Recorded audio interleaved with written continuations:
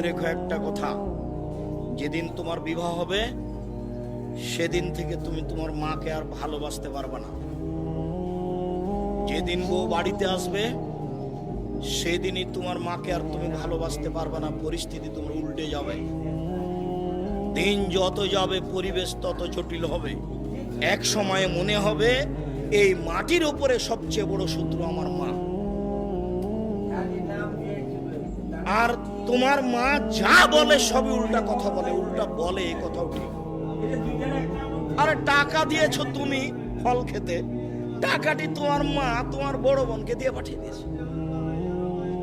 মা সেদিন যে টাকা দিলাম, ও টাকা খরচ হয়ে গেছে, কি করলেন? টাকা তোর বড় বোনকে দিয়ে দিয়েছি। আরে আমি আপনাকে ফল খেতে দিলাম, টাকা দিলাম ফল খাওয়ার জন্য, আর আপনি টাকা দিয়ে দিলেন মানে? অবাক। আপনার ছেলে আর আপনার বড় ভাইয়ের বড় বোনের ছেলে এক জায়গাতে খেতে বসেছে, তো আপনার মা বড় মাছের টুকরা আপনার বোনের ছেলের পাতায় তুলে দিয়েছে। এইটা আপনার বউ দেখেছে এইবার রাতে। হ্যাঁ, তোমার মা এরকম, তোমার মা তোমার বোনের ছেলেকে ভালোবাসে।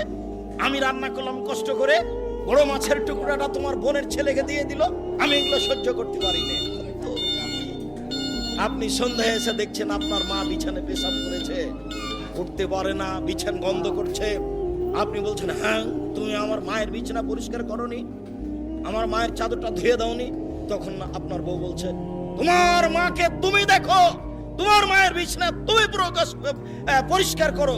ওই ঘরে ঢুকলে তোমার মা আমাকে অকথ্য ভাষায় গালি দেয়, আমি তোমার মাকে দেখবো মানে? আপনার মা অকথ্য ভাষায় গালি দেয়, এ কথাও ঠিক। নেন এবার কি করবে?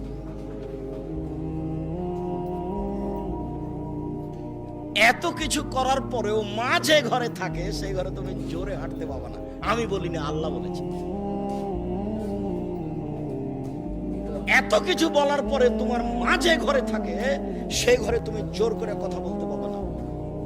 ফালা তাকুল্লাহুম উফিন ওয়ালা তানহারহুমা, এই কথা বলতে পাবা না। আল্লাহ নিষেধ করে দিয়েছেন, এটা নগদ অর্থ। ঝাঁকি দিয়ে কথা বলতে পাবা না। হ্যাঁ, আপনি এই করলেন সেই করলেন, একবারে টোটালে নিষেধ, আল্লাহ বলে